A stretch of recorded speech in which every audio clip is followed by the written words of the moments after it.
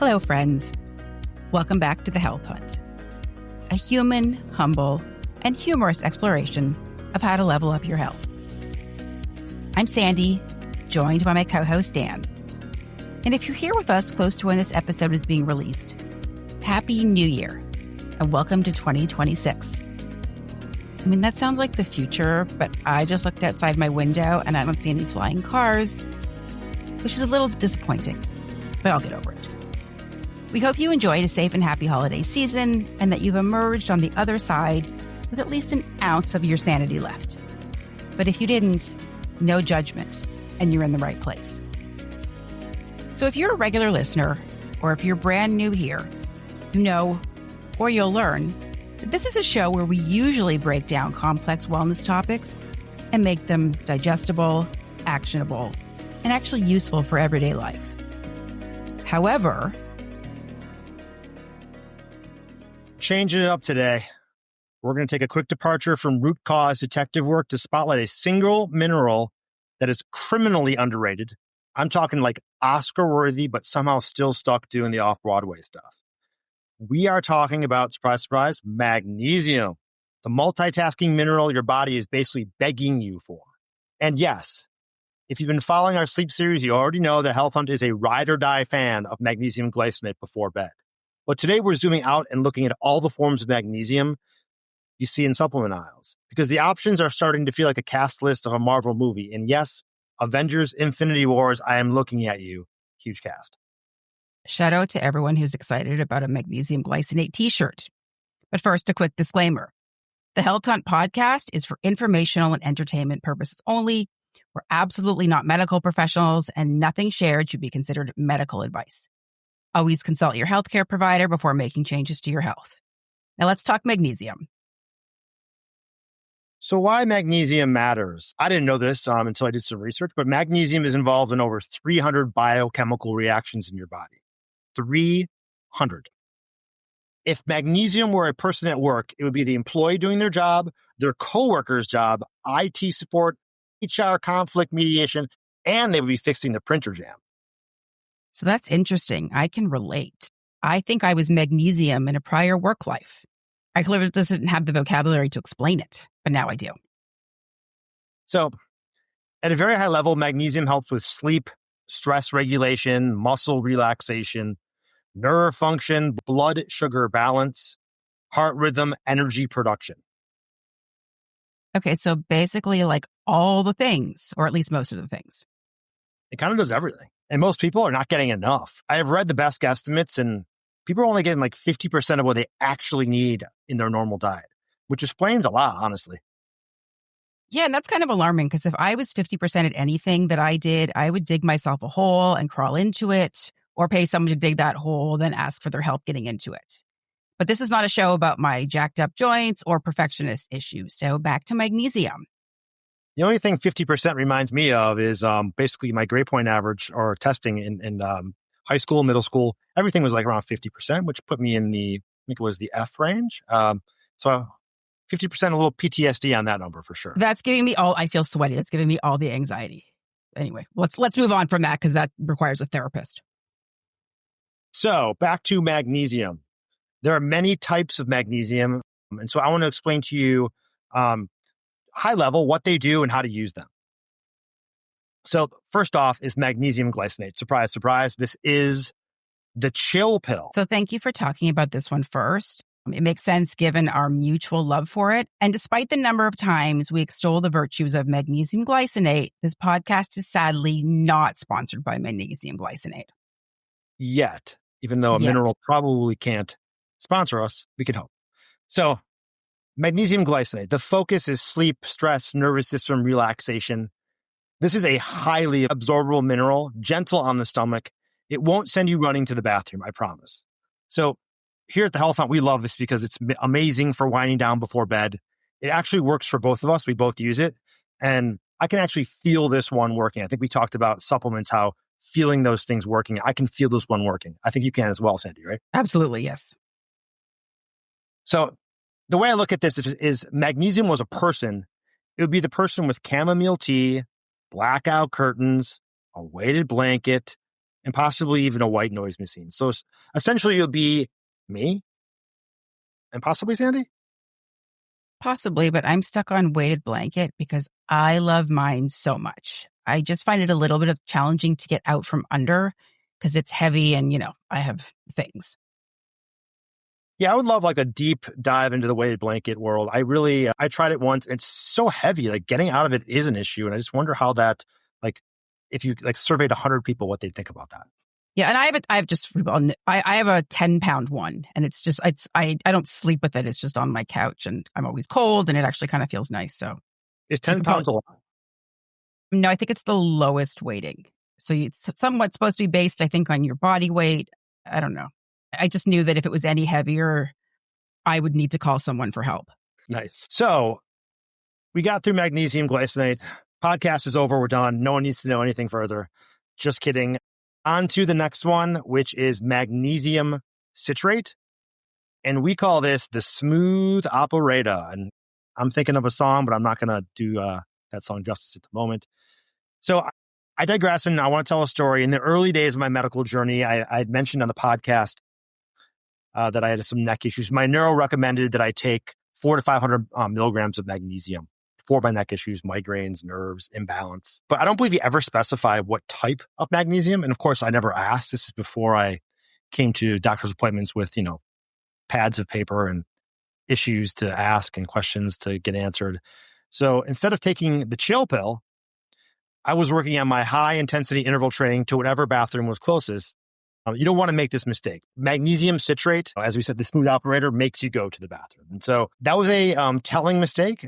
And I am here to tell you from heads up experience, please, when you're buying magnesium, look at the type of magnesium you're purchasing. So really quickly here, the citrate is good for occasional constipation, bowel regularities I just highlighted. You use it when you want to, things to move, basically. And I would just tell you that, and some pro tips here, these are practical pro tips. Do not take magnesium citrate before a long road trip, a date, or even a job interview. So this is good intel. And I think everyone should appreciate this PSA because you hear all the time about magnesium, but you don't hear about the types. And, you don't want to fall into the trap that Dan fell into. Now, I actually deliberately take a little bit every night because I'm very into things in my life being on my schedule. And yes, I'm aware I have control issues and I'm very much working on these, but it's baby steps.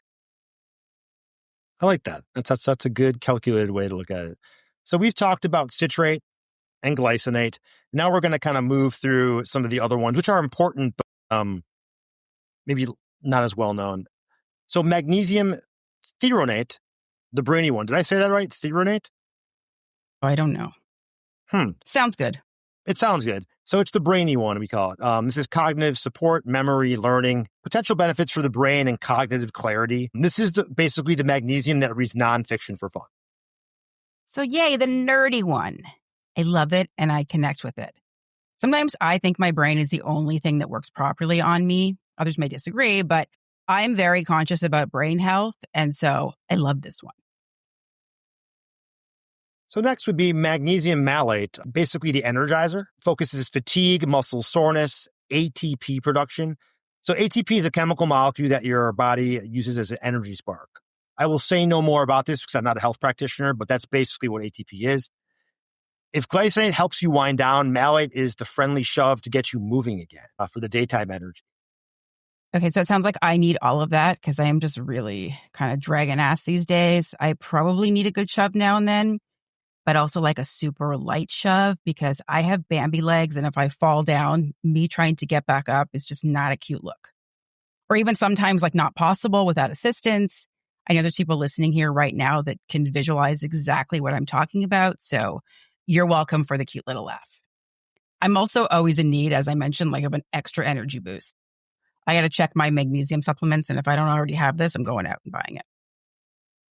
Totally. Energy boost is something I'm all about. I think you could now say you can malate yourself out of glycinate.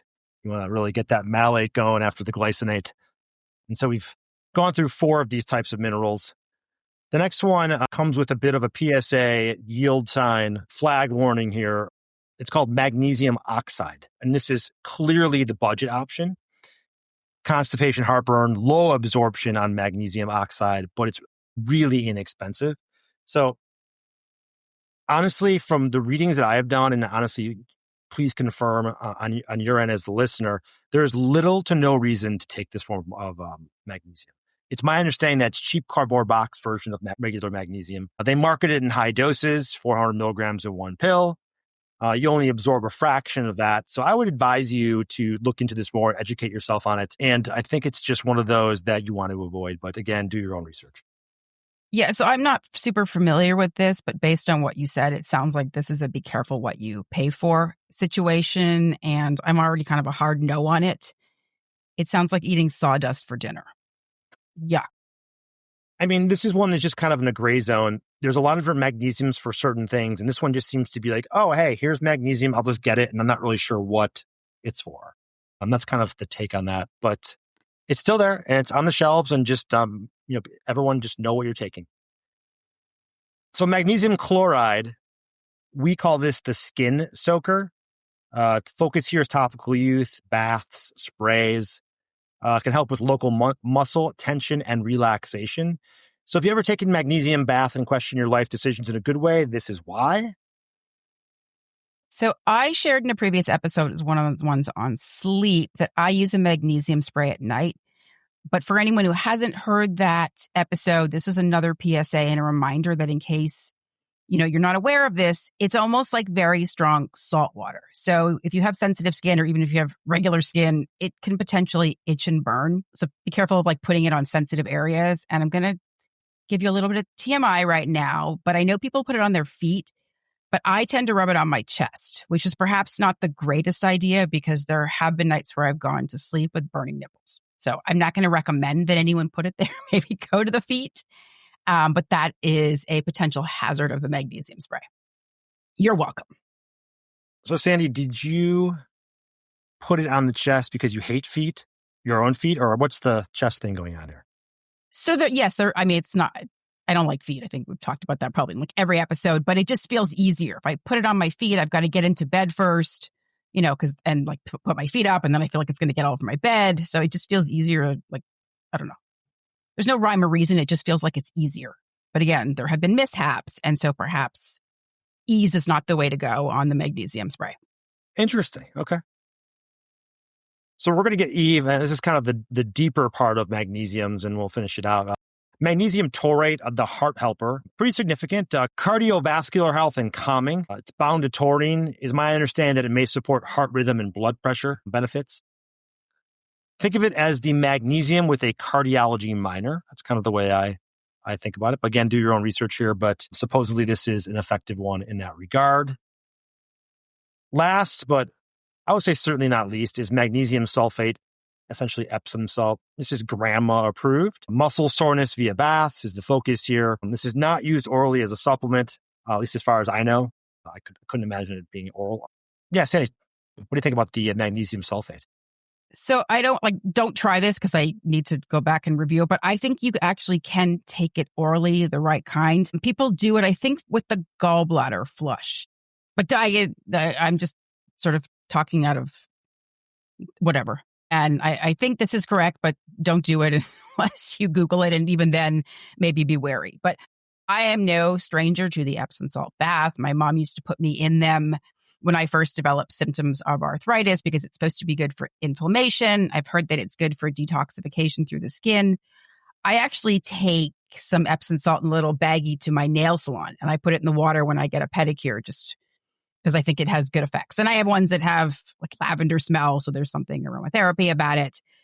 And side note, I know people enjoy a good pedicure, but I hate them. And I have a nail appointment later this week, and so I'm not really looking forward to it. My feet are next level ticklish, and I literally have to hold my breath when the poor nail tech is doing certain things so that I avoid kicking them in the face. I've never kicked anyone in the face during a pedicure, but it's something I have to work really hard not to do. So thank you for anyone who's ever bared with me in that scenario. I've actually had, I think, one or two pedicures in my life, and I get what you're saying. I watch people next to me and they're getting all these scrubs and things. And I'm just they're just sitting there as though nobody is touching their feet. And my brain can't understand it because I am just in full holding breath mode, doing everything I can to not injure somebody. Wow, holding breath. Wow. Yes. Yeah, there's techniques for me There you go. to get through it. Little 4-7-8 possibly here could be Maybe. Yeah.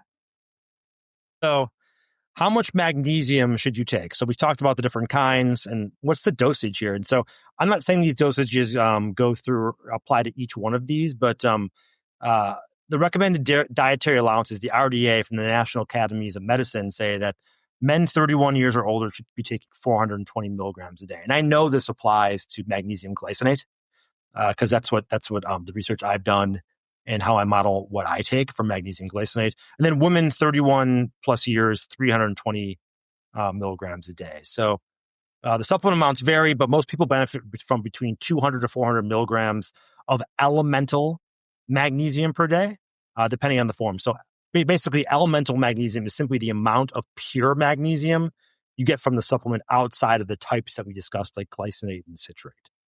So, obviously do your own research, but start slow, increase as you see fit, listen to your body, and always talk to your healthcare practitioner about your proper dosages as they will know best. So last but not least, again, here is we've been over a lot here. I want to kind of summarize things and make it easier for some takeaways. So if you jot things down or you're into the Post-its or you text yourself like I do on certain things, this is the part that's for you. If your main goal is to sleep, please, and I beg you, take magnesium glycinate. It's incredible. It. If you need help getting things moving or staying regulated like Sandy does, magnesium citrate. If you want cognitive support, magnesium threonate. Again, I have no idea if I'm pronouncing that right. If you're tired or sore and you want some energy, magnesium malate. If you want muscle relaxing baths, magnesium chloride, which actually can be taken in oral form, as Sandy has Maybe. Don't listen to me. I'm not a doctor.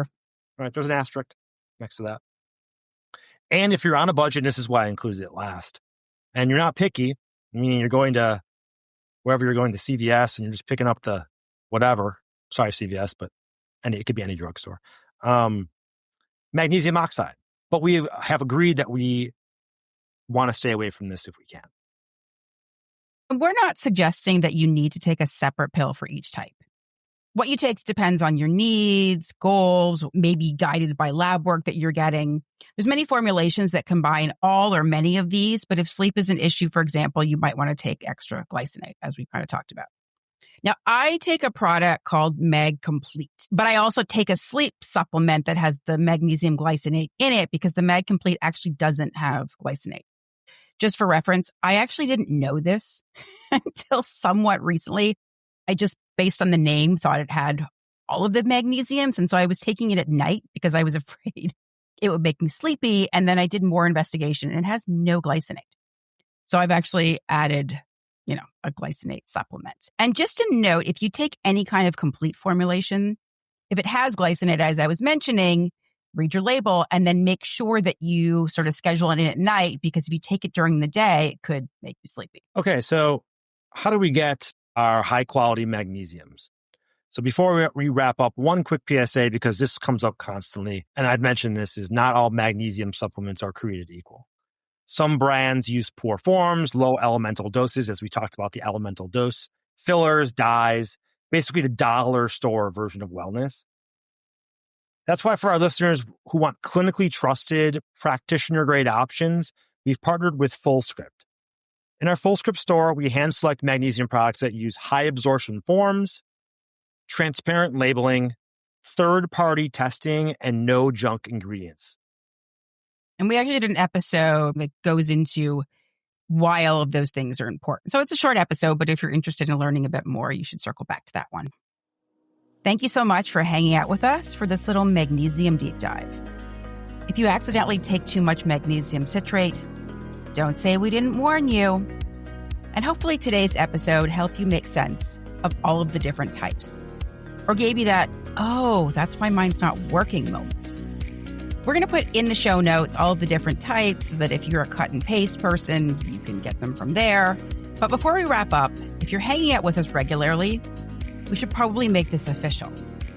Follow the show so we can keep showing up in your ears in a totally non-creepy way. Leave us a rating and review. It helps other humans find us, and it makes our day more than it should. And reach out. Tell us your questions, your wins, your magnesium mishaps, because those are fun. We actually read your messages, and we love hearing from you. You'll find all the ways to connect with us in the show notes. So thanks for being here. We seriously love doing this with you. We'll see you next time, and may your sleep, stress, and bathroom schedule all find their happy place.